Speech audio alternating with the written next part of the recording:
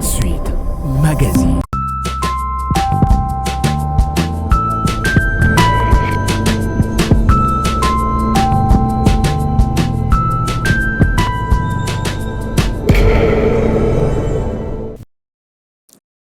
Bien-aimés frères et sœurs, par la grâce de Dieu, avec sa compassion, nous sommes en vie et le Seigneur nous a accordé la possibilité de nous revoir encore aujourd'hui dans le cadre de cette émission qu'est dit la Bible. Déjà, je vous fais parvenir toutes mes salutations dans le saint nom de notre Seigneur Jésus-Christ. Notre méditation de ces jours, notre exposé de ces jours part de Luc au chapitre 17 à partir du verset 28. Nous vous proposons donc une thématique, ce qui arriva du temps de Lot. Luc chapitre 17, verset 28. Ce qui arriva du temps de Lot arrivera pareillement. Les hommes mangeaient, buvaient, achetaient, vendaient, plantaient, bâtissaient. Mais le jour où Lot sortit de Sodome, une pluie de feu et de soufre tomba du ciel et les fit tous périr. Il en sera de même le jour où le Fils de l'homme paraîtra. Il en sera de même le jour où le Fils de l'homme se révélera. Bien-aimés frères et sœurs, chers amis de l'émission que dit la Bible, le temps avance et il avance très vite au point où la réalité qui est devant nous et que nous attendons de toutes nos âmes et de tous nos cœurs, le retour physique de notre Seigneur Jésus-Christ, cette réalité donc va très bientôt se manifester. Jésus a annoncé des choses qui devaient arriver. Il en a annoncé plein, alors plein. Et ces choses nous servent de guide. Que dis-je? Ces choses nous servent de signe, afin que nous puissions réellement comprendre comment le temps est en train de se dérouler et que nous puissions, par la même occasion, prendre au sérieux notre préparation. Souvenez-vous que ce jour-là, les disciples lui ont posé des questions. Dis-nous, quand est-ce que Jérusalem sera détruit et quel sera le signe de ton avènement et le signe de la fin du monde? Le Seigneur a répondu à ces triples questions, à ces trois questions. Il a donné plein de réponses et il est question d'entrer avec l'assistance du Saint-Esprit dans les Écritures pour être rendu capable de placer chaque chose à sa place. Ainsi, c'est dans le même cadre qu'entre ce verset que nous venons de lire, ce qui arriva du temps de Lot arrivera pareillement. Qu'est-ce qui arriva du temps de Lot? Allons dans Genèse chapitre 19. Dans Genèse chapitre 19, nous pouvons lire ceci. L'Écriture disait déjà que le Seigneur devait détruire Sodome et Gomorrhe. Nous commençons d'abord par le chapitre 18. Verset 17. Le Seigneur dit, cacherai-je à Abraham ce que je vais faire? Il ne pouvait pas cacher à Abraham ce qu'il devait faire, puisqu'Abraham était appelé son ami. Dieu ne cache pas à son peuple ce qu'il veut faire. Il utilise des serviteurs afin d'annoncer à ce peuple des choses qui prendront place sur la terre. Voilà pourquoi quelque part dans les Écritures, je crois que c'est dans Matthieu 24, Jésus dit, voici, je vous l'ai annoncé d'avance. Il y a des choses annoncées d'avance pour que quand elles prennent place, que le peuple se souvienne que Dieu les avait déjà annoncées. Alors, verset 20, le Seigneur dit, le cri contre Sodome et Gomorrhe s'est accru et le péché, leur péché, est énorme. C'est pourquoi je vais descendre et je verrai s'ils ont agi entièrement selon le bruit venu jusqu'à moi. Si cela n'est pas, je le saurai. Bien-aimés frères et sœurs, regardez déjà ces premiers détails, excusez-moi. Ce n'est pas l'écrit en faveur de Sodome et de Gomorrhe. C'est l'écrit contre Sodome et Gomorrhe. Et pour gagner le temps, le Seigneur a envoyé 2 anges à Sodome et à Gomorrhe. Et au chapitre 19, le verset 1er, les 2 anges arrivèrent à Sodome sur le soir. Et Lot était assis à la porte de Sodome. Quand Lot les vit, il se leva pour aller au-devant d'eux et se prosterna la face contre terre. Amen. Un autre détail ici. Devant les seigneurs, devant le surnaturel, devant la présence du Seigneur, on ne tombe pas à la renverse. On se prosterne face contre terre. Ces anges étaient venus avec un mandat divin envoyé par Dieu. Et Abraham, que dis-je, Lot leur dit, « Voici mes seigneurs, entrez. Je vous prie dans la maison de votre serviteur et passez-y la nuit. Lavez-vous les pieds, vous vous lèverez de bon matin et vous poursuivrez votre route. » La pensée était très bien. Une pensée d'hospitalité. Entrez, passez-y la nuit, lavez-vous les pieds et vous vous lèverez de bon matin après avoir donc pris un bon repos et vous poursuivrez votre route. Ils n'étaient pas venus pour poursuivre leur route. Ils étaient venus pour le chercher, lui, Lot. Et vous savez bien, mes frères et sœurs, quand les gens de Sodome ont appris ça, regardez au verset 5, déjà au verset 4, il n'était pas encore couché que les gens de la ville, les gens de Sodome, entourèrent la maison depuis les enfants jusqu'aux vieillards. Toute la population était accourue.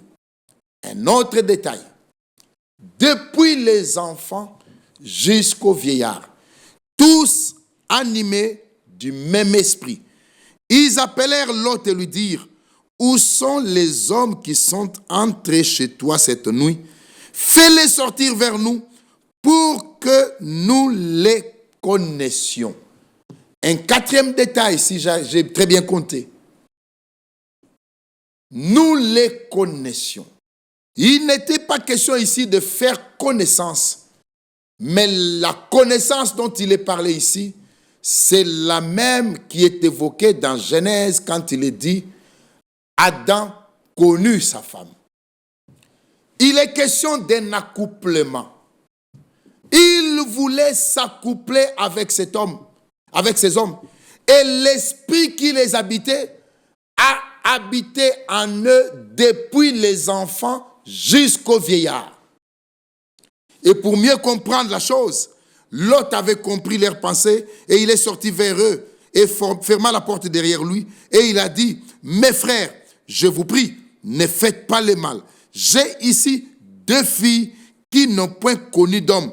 Je les amènerai dehors et vous leur ferez ce que vous voudrez, ce qu'il vous plaira. Seulement, ne faites rien à ces hommes puisqu'ils sont venus à l'ombre de mon toit. » Alléluia. Lot leur a proposé une solution de réchange, car Lot a compris ce qu'il voulait. Et Lot leur a dit, « J'ai ici 2 jeunes filles vierges qui n'ont jamais été touchées par des hommes. Je vous les fais sortir. Accouplez-vous avec eux. Faites d'elles, avec elles plutôt, faites d'elles ce que vous voudrez. Seulement, ne touchez pas à ces hommes qui sont venus à l'abri de mon toit. Seulement, ne touchez pas à ces hommes, puisqu'ils sont venus à l'ombre de mon toit. » Oh frère, l'esprit d'homosexualité, habité ces hommes depuis les enfants jusqu'aux vieillards. C'est là la caractéristique du temps de Sodome. C'est là la caractéristique du temps de Gomorrhe. L'homosexualité était une vie pour eux. L'homosexualité était une vie pour eux. Au point où quand Lot voyait ce qu'il vivait là, Lot tourmentait son âme, comme le disent les Saintes Écritures. Bien-aimés frères et sœurs, ne voyez-vous pas la répétition de ces temps aujourd'hui? Ne voyez-vous ce passé-là? L'Écriture va plus loin encore. Ces hommes ont voulu menacer Lot. Les anges l'ont tiré. Les anges ont tiré Lot vers la maison et ils ont frappé d'aveuglement les gens de Sodome au point où ils se sont donné de la peine pour retrouver la porte de la maison. Et les hommes disent à Lot, verset 12, « Qui as-tu encore ici? Gendre, fils et filles, et tout ce qui t'appartient dans la ville, fais-les sortir de ces lieux, car nous allons détruire ces lieux, parce que les cris contre ses habitants, pas en faveur de ses habitants, mais contre ses habitants, est grand devant le Seigneur. Le Seigneur nous a envoyés pour le détruire. » Lot sortit et parla à ses gendres qui avaient pris ses filles. « Levez-vous, dit-il, sortez de ces lieux, car le Seigneur va détruire la ville. » Mais aux yeux de ses gendres, il parut plaisanter. Ça, c'est un autre détail. Le message des anges était devenu le message de Lot.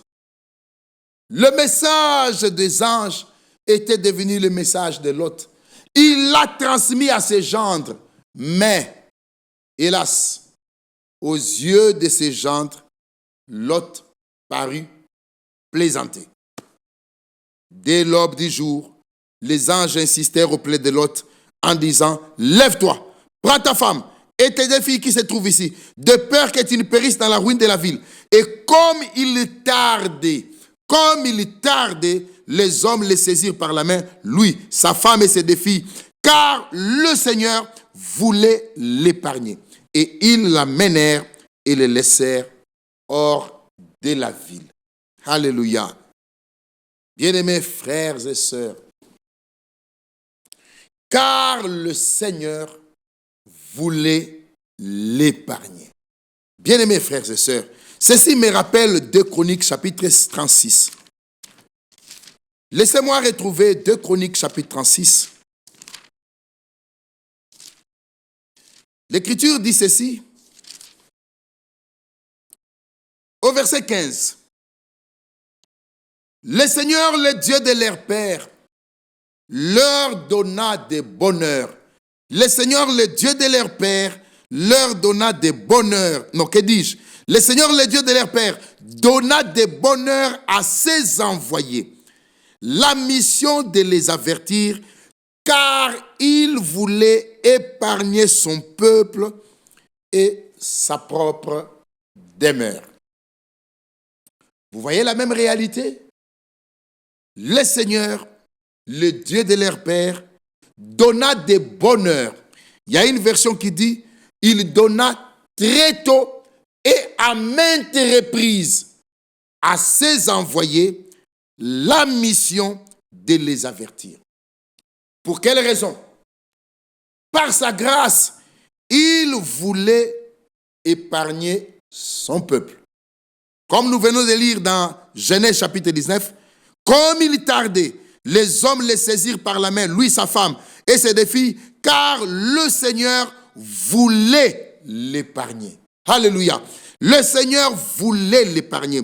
Ils l'amenèrent et le laissèrent hors de la ville. Après les avoir fait sortir, l'un d'eux dit, « Sauve-toi pour ta vie. » Alléluia. Sauve-toi pour ta vie. L'heure était sérieuse, l'heure était grave, l'instruction était formelle. Sauve-toi pour ta vie. Aujourd'hui encore, nous devons réellement nous sauver pour notre vie.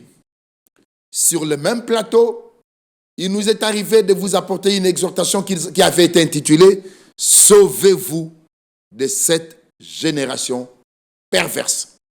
Laissez-moi vous dire, bien-aimés frères et sœurs, que toutes ces émissions que nous passons ici, tous ces exposés que nous passons ici, si vous voulez les retrouver, ils sont archivés dans notre chaîne YouTube intitulée « La bonne sémence ». Allez sur La bonne sémence, vous allez les retrouver toutes, ces émissions, donc voulais-je dire. Alors dans 2 Chroniques 36, le Seigneur, le Dieu de leur père, donna très tôt, alléluia, très tôt et à maintes reprises à ses envoyés la mission de les avertir, car il voulait épargner son peuple et sa propre demeure. Mais, et encore mais, ils se moquèrent des envoyés de Dieu, ils méprisèrent ses paroles et ils se raillèrent de ses prophètes jusqu'à ce que la colère du Seigneur contre son peuple devienne sans remède plutôt. Bien mes frères, une belle version dit, ils tournèrent en ridicule ses envoyés. Ils tournèrent en ridicule ses prophètes jusqu'à ce que la colère du Seigneur envers son peuple devienne sans remède. Ce qui arriva du temps de Lot arrivera de même. Rentrons dans Luc chapitre 17 où nous étions. Ce qui arriva du temps de Lot arrivera de même. Quand nous voyons le tableau tel que nous venons de le décrire par rapport aux événements qui arrivèrent du temps de Lot, bien-aimés frères et sœurs, nous nous rendons compte réellement que ces événements se sont déjà accomplis. Laissez-moi peut-être le dire aujourd'hui, ce qui arriva du temps de Lot est déjà arrivé. Ah oui, frère, cela est déjà arrivé. Comment nous voulons vous le prouver? Romains chapitre 1er. La caractéristique principale, bien-aimés frères et sœurs, souvenez-vous-en, c'est l'homosexualité. L'homosexualité qui les a habités tous, depuis les enfants jusqu'aux vieillards. Cet esprit les a habités tous, depuis les enfants jusqu'aux vieillards. Et nous vivons une génération où cette réalité est devenue évidente. Ce matin, avec mon réalisateur, pendant que nous venions pour rejoindre ce plateau et que nous suivions la radio, on disait qu'il y a des jeux vidéo imprégnés de l'esprit homosexuel qui viennent d'être créés. Et l'émission ne tournait qu'autour de ça, pour vanter l'exploit des émissions qui parlent de l'homosexualité ou qui portent les caractéristiques de l'homosexualité. Bien aimés frères et sœurs, cela va plus loin. À regarder, arrivez même à regarder, allez même regarder même des dessins animés. Même les dessins animés qui sont présentés aux enfants, bien aimés frères et sœurs, il y a là-dedans l'esprit d'homosexualité. Cette génération, nous la voyons décrite dans Romains chapitre 1er. Romains chapitre 1er, déjà le verset 18 dit, « La colère de Dieu se révèle du ciel contre toute injustice, contre toute impiété et toute injustice des hommes qui retiennent injustement la vérité captive. » Des hommes qui retiennent injustement la vérité captive. C'est des hommes qui étouffent la vérité par leur injustice. Car ce qu'on peut connaître de Dieu est manifeste pour eux, Dieu le leur ayant fait connaître. Oui, Dieu, le Seigneur parle et convoque la terre. Aucun homme ne peut dire que dans cette génération, Dieu n'a pas parlé. Personne ne peut dire que dans cette génération, Dieu n'a pas averti l'humanité. Bien-aimés frères et sœurs, en effet, les perfections invisibles de Dieu, sa puissance éternelle et sa divinité se voient comme à l'œil nu depuis la création du monde, comme quand on les considère dans ses ouvrages. Ils sont donc inexcusables. Oh frère, ça c'est fort. Ça c'est réellement fort. Ils sont donc inexcusables. Car ayant connu Dieu, ils ne l'ont pas glorifié comme Dieu et ne l'ont point rendu grâce, mais ils se sont égarés dans leurs pensées. Et leur cœur sans intelligence a été plongé dans les ténèbres. Se vantant d'être sages, ils sont devenus fous. Oui, se vantant d'être sages, se vantant de vivre dans un siècle intelligent, dans un siècle où l'intelligence artificielle est devenue une réalité, se vantant d'être savants, ils sont devenus fous. Ils ont changé la gloire du Dieu incorruptible en image représentant l'homme corruptible, des oiseaux, des quadrupèdes et des reptiles. C'est pourquoi Dieu les a livrés à l'impureté selon les convoitises de leur cœur. Ainsi, ils déshonorent eux-mêmes leur corps. Eux qui ont changé la vérité de Dieu en mensonge, qui ont adoré et servi la créature au lieu du Créateur, qui est béni éternellement. Amen. C'est pourquoi Dieu les a livrés à des passions infâmes. Vous avez vu ça? À des passions infâmes, car leurs femmes ont changé l'usage naturel en celui qui est contre nature. Arrêtons-nous un peu là. Regardez à la télé. Regardez ce qui se passe sur la terre. Ne voyez-vous pas l'accomplissement de ces versets 26? Leurs femmes ont changé l'usage naturel en celui qui est contre nature. Et ça ne s'arrête pas là. Et de même les hommes, abandonnant l'usage naturel de la femme. Les hommes, abandonnant l'usage naturel de la femme, se sont enflammés dans leurs désirs, les uns pour les autres, commettant homme avec homme des choses infâmes et recevant en eux-mêmes le salaire que méritait leur égarement. Frère, du temps de Sodome, c'était homme avec homme.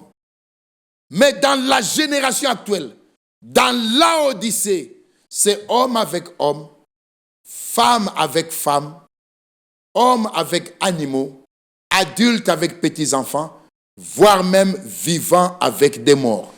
Donc, si Dieu ne juge pas cette génération, il sera obligé de réveiller Sodome et Gomorrhe et de leur présenter des excuses. 2 Pierre, chapitre 2, pour commencer à chuter, l'apôtre Pierre nous dit ceci dans sa deuxième épître au chapitre 2, partons déjà à partir du verset 4.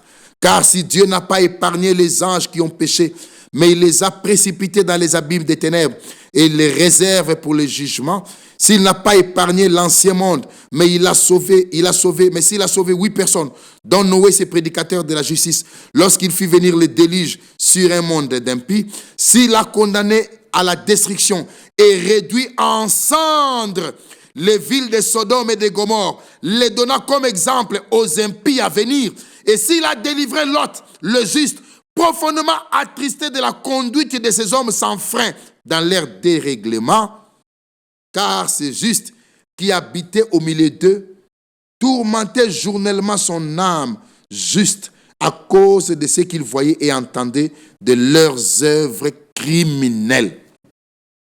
Voilà le vrai test. Quand tu vois, quand je vois tout ce qui se passe sur la terre, comment réagissent nos âmes?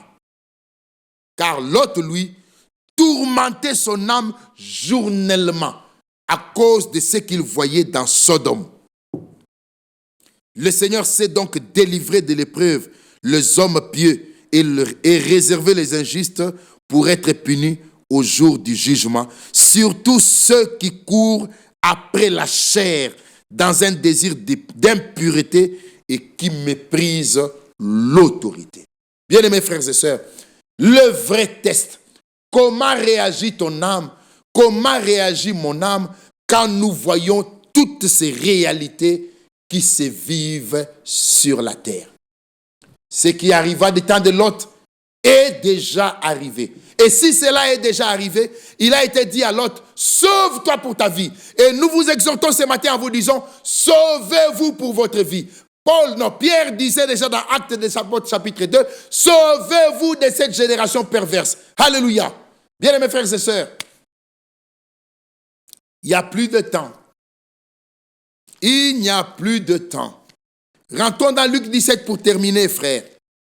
Luc chapitre 17. Regardez, le retour du Seigneur est une réalité. Luc chapitre 17, verset 32. Souvenez-vous de la femme de Lot. Alléluia. Un petit verset, mais sur lequel on peut s'attarder, bien mes frères et sœurs. Un jour, peut-être, on y reviendra. Souvenez-vous de la femme de Lot. Pourquoi? Puisqu'elle est aussi particulière. N'était-elle pas sortie? Elle est sortie. Mais est-ce que son cœur était sorti? Non. La femme de Lot était sortie, mais son cœur était encore à Sodome. Il y en a aujourd'hui qui sont dans les églises, dans des églises, qui semblent être sortis, mais leur cœur est encore dans le monde. Leur cœur est encore dans le monde. La sortie n'est pas que physique, elle est aussi et surtout spirituelle. Sauvez-vous de cette génération perverse. Alors terminons. Je vous l'ai dit, en cette nuit-là, c'est le verset 34 de Luc 17. En cette nuit-là, des deux personnes qui seront dans un même lit, l'une sera prise et l'autre laissée. De deux femmes qui moudront ensemble, l'une sera prise et l'autre laissée. De deux hommes qui seront dans un champ, l'un sera pris et l'autre laissé. Ça, c'est un dernier détail. Deux hommes qui seront dans un champ. Deux femmes qui seront à la meule. Et deux personnes qui seront sur un lit. Donc, le lit, c'est la nuit. Le champ à la meule, c'est la journée. C'est-à-dire que d'une extrémité de la terre à l'autre, peu importe le fuseau horaire, peu importe le décalage horaire, le retour du Seigneur est une action universelle. Unique et universelle. Alors, de deux hommes qui seront au champ, l'un sera pris, l'autre laissé. De deux femmes qui seront à la mêle, l'une sera prise, l'autre laissée. Et de deux personnes qui seront sur un lit. Ça pourrait être une femme, une fille avec sa sœur, un garçon avec son frère et une femme avec son mari. C'est pourquoi on n'a pas dit deux hommes, deux femmes, mais on a dit deux personnes. Ça peut être deux femmes, ça peut être deux hommes, ça peut être aussi un homme et une femme. L'un sera pris ou l'une sera prise et l'autre laissée. Les disciples lui dirent, où sera ce Seigneur? Et Jésus répondit, où sera le corps? Là s'assembleront les aigles. Que la grâce de Dieu soit avec nous. Que le Seigneur nous aide à nous laisser interpeller. Ce qui arriva du temps de Lot est déjà arrivé. Sauvons-nous donc de cette génération perverse, car nous n'aurons pas d'excuses. Que sa miséricorde repose sur nous, qu'une compréhension réelle de ces choses nous soit accordée au nom de notre Seigneur Jésus-Christ. Amen. Que Dieu vous avec plaisir que je vous retrouverai la prochaine fois. Que la paix soit chez vous.